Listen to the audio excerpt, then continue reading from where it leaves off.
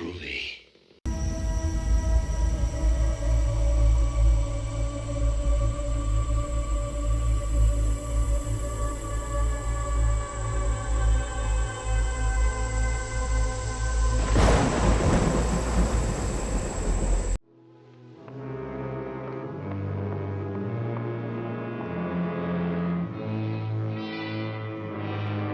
Yoo-hoo, and welcome back to another cult horror movie review.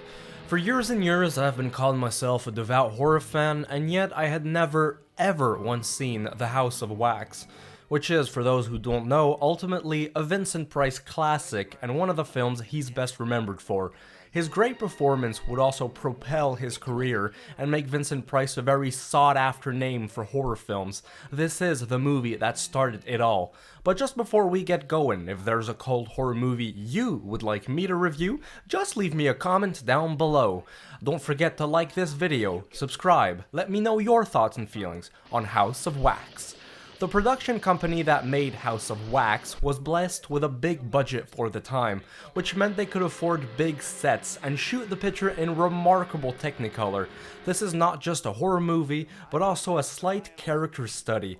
Vincent Price plays an artist named Henry who's passionate about his wax statue creations. After his business associate purposely burns down the museum to get the insurance money, Henry grows bitter and resentful and sets out to make his revenge, opening up another wax museum in the process, where the statues are remarkably well done. They look so real. In fact, a little too real. Was it murder or suicide? Only time will tell. This goes without saying, but I'll say it anyways. Vincent Price is great in this. While the story itself is pretty interesting, he is the real highlight of this whole thing. I must say that the rest of the cast didn't leave much of an impression on me. They're fine, but there's nothing special about them. Maybe it doesn't help that their presence was overshadowed by Price.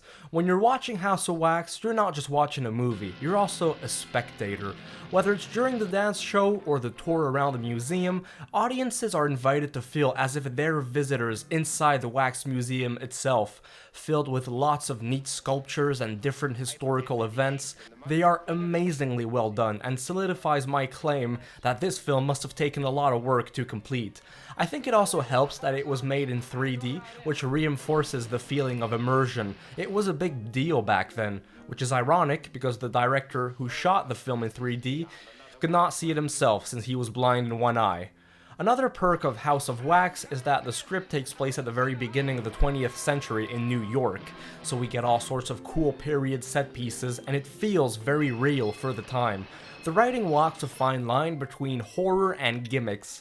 It's a little bit gimmicky here and there, especially when featuring all the creepy wax sculptures, but without overdoing it. It's not like a William Castle film.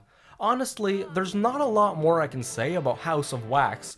There was a loose remake in 2005, which is much more of a young adult slasher movie and doesn't have actually that much in common with the original. But speaking of the original, I thought it was a good horror film and totally deserves its status as a genre classic, so go check it out.